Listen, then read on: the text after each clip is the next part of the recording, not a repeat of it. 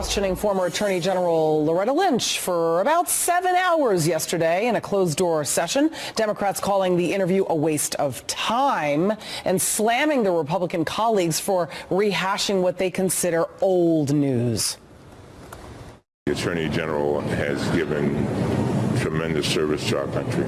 Our Republican friends want to rehash issues that have already been resolved. It was reiterated by her that she saw no reason today, based upon all that was reviewed and presented regarding former Secretary Clinton's emails, to prosecute or to hold her criminally liable. It was a total waste of time. It was simply rehashing things that have been gone over in public many times before. Joining me now, Republican Congressman Darrell Issa of California, who sits on the Judiciary and Oversight Committees. Thank you very much. I know it's been a very busy week for you. Thank you for joining us this morning. Well, thank you. And I just want to start off by, when people get to see the transcript, what they're going to see is Republicans asking important questions that, quite frankly, she answered pretty straightforward. And then they're going to hear Democrats talking sort of almost like a social chit-chat about what were her opinions on unrelated matters. So let's talk about 3 hours of interview, not 7. Okay, so, I mean, Democrats are calling it old news.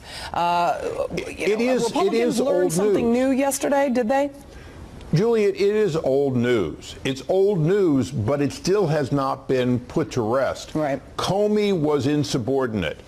Comey did not inform the Attorney General, who had not recused herself, that he was about to dismiss a case for lack of evidence when, in fact, he wasn't a prosecutor, but rather an FBI head.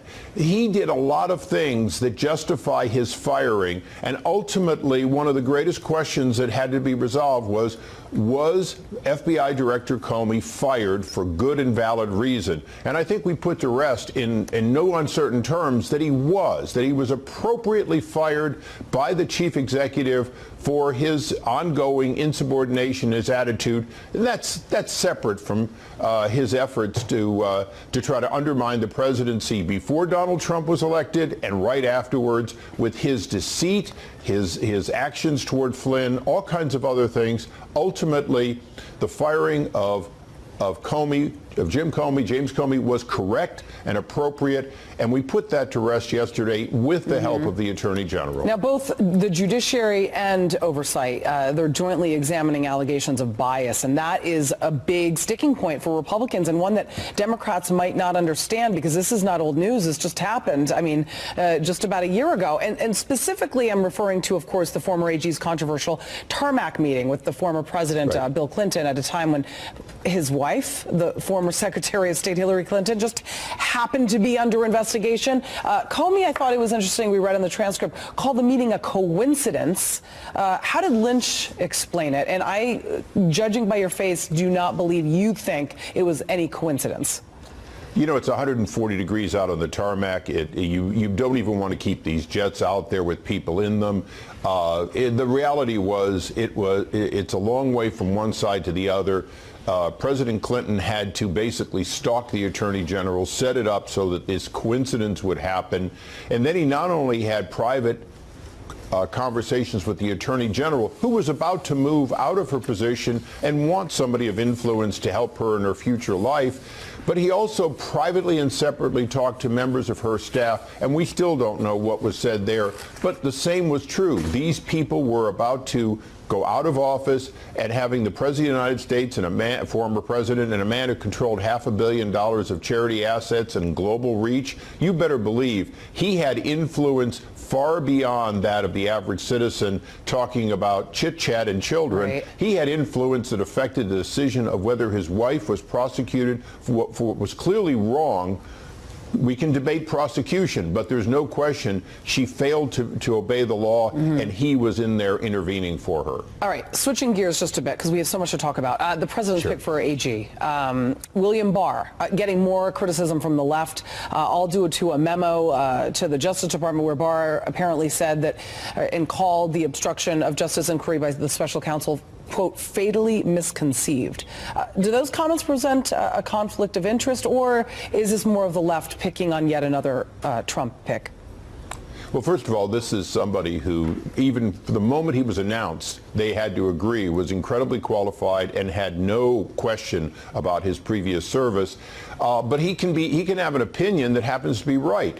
The fact is, it was fatally flawed. The reality is that what we're learning is that there is a weak and unjustified case to prosecute the president for obstruction for firing Comey. Just the opposite. There's good and valid reason for the firing of the FBI director. And those are real questions. But just because he has a view on it doesn't change the fact that he's very qualified, and in fact, he's right. All right, Congressman Darrell Issa, great to see you. Thank you so much for coming on this morning.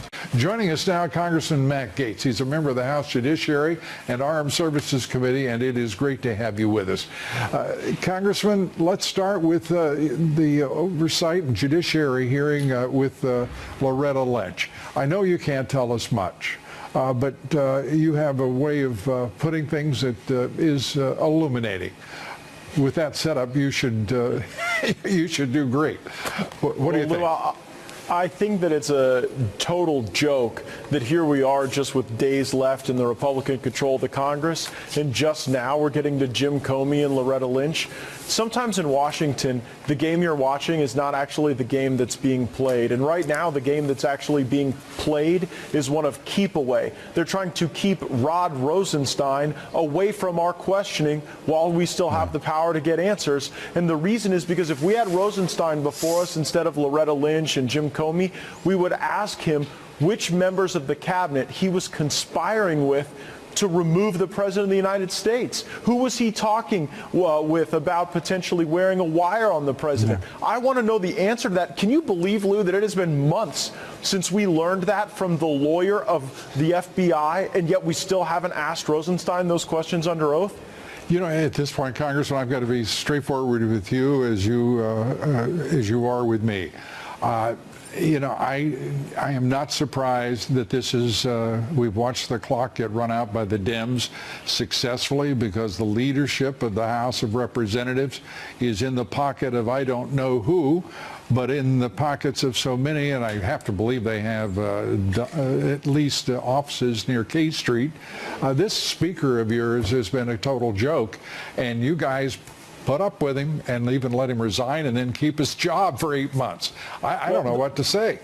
I fear sometimes that, you know, we did not have the support we really needed to execute on our oversight over the FBI and Department of Justice. So now what's going to happen, Lou, is that the Democrats are going to get control, and they're going to show us what real robust oversight looks like. They are going to use every tool in the toolbox to try to disrupt this president from executing on border security or spending cuts or any of the reforms that we need in this government. And so, you know, it's so hard to kind of tolerate this environment in which we, like, what we're fed, like Jim Comey, bite by bite, and Loretta Lynch, when Devin Nunes gave us a list of 42 names months ago. And we never really took that seriously. And so I think that in the new Congress, we're going to have to use different tools in the minority to make sure that we give this president the defense that he deserves, because these are phony charges. And if we continue to just kind of play the Washington game of politeness and allow the FBI and Department of Justice to slow roll their responses to our questions, then we never really get the truth for the American people. And that's one reason people hate Congress so much, because we sometimes confuse motion and progress. There's a whole lot of motion, like today with Loretta Lynch, but not nearly enough progress. Well, I think that's well put, and I think the American people, by the way, really aren't that confused by what they're witnessing in the Congress and the Senate of the United States. They're watching, people are getting very little done. You wonder, given all the investigations, hearings, and all of the nonsense that's come to absolutely nothing, I'm amazed at the low ratings, the tragically low ratings, approval ratings of Congress and the Senate are as high as they are. I mean, it has been a devastating 2 years for the Republican Party.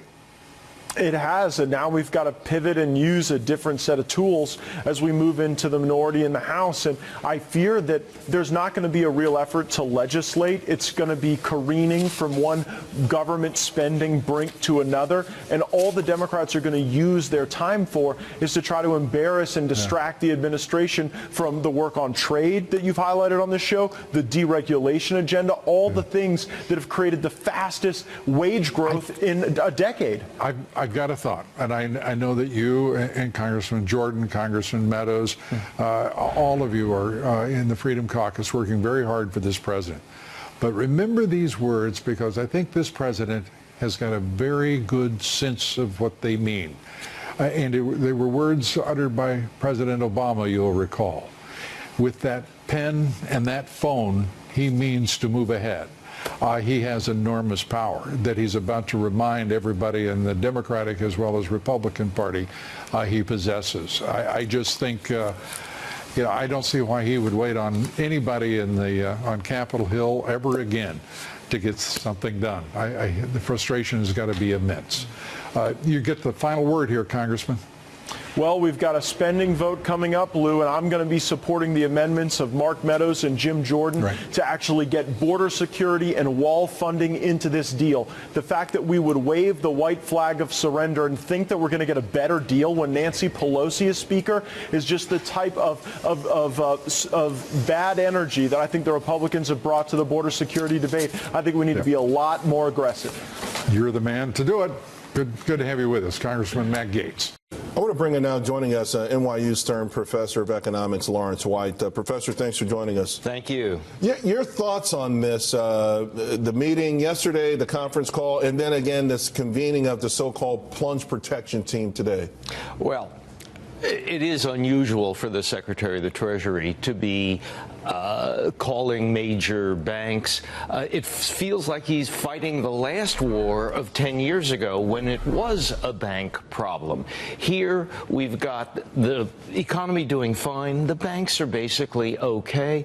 It's the markets nervous about what lays in front of us. Markets are always looking forward, and they're worried, gee, we have a government shutdown, and perhaps what happens in March when we have to have the national debt rolled over and renewed.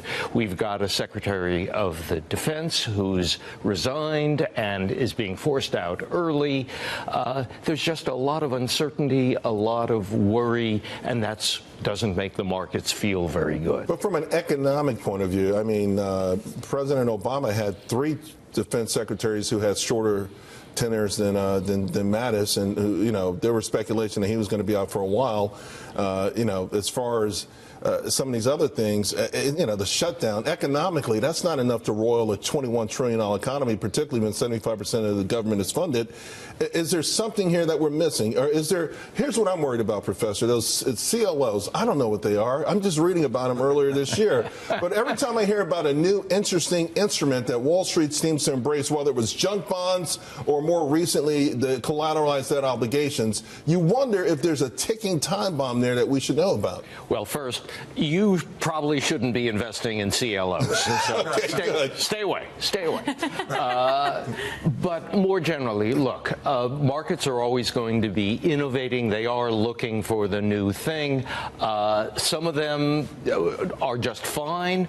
Others, not so much. But the basic structure of the banks are in much better shape 10 years later than they were back in 2007, 2008.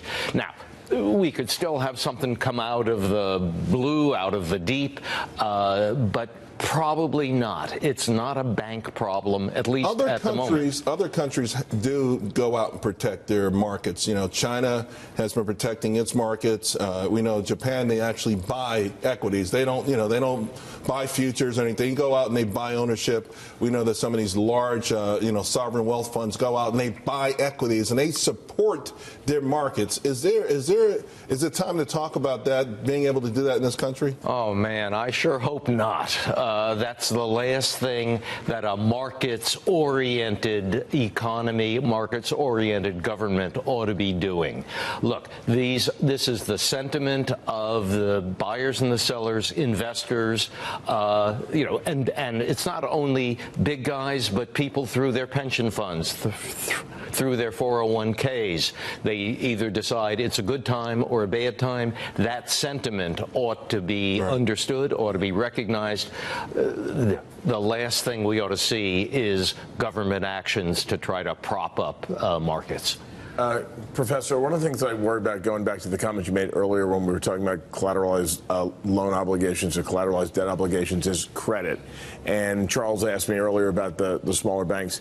I do worry that as folks who provide credit start to worry about the future of the economy and get tighter, it becomes self-fulfilling prophecy and the economy begins to slow down because of the absence of credit.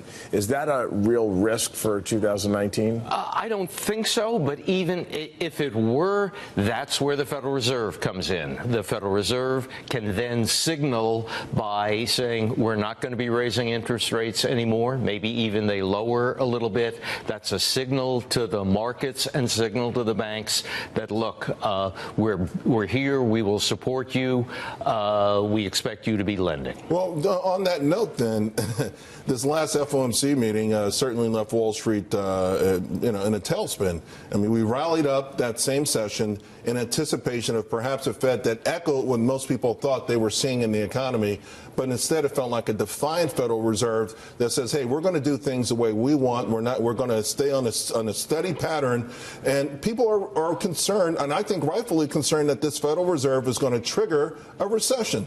Well, you're not alone in that, but the Fed has a dual mandate that has been true since 1978. They're supposed to ensure price stability, and they're supposed to ensure full employment. And it's really a fine line that they have to walk.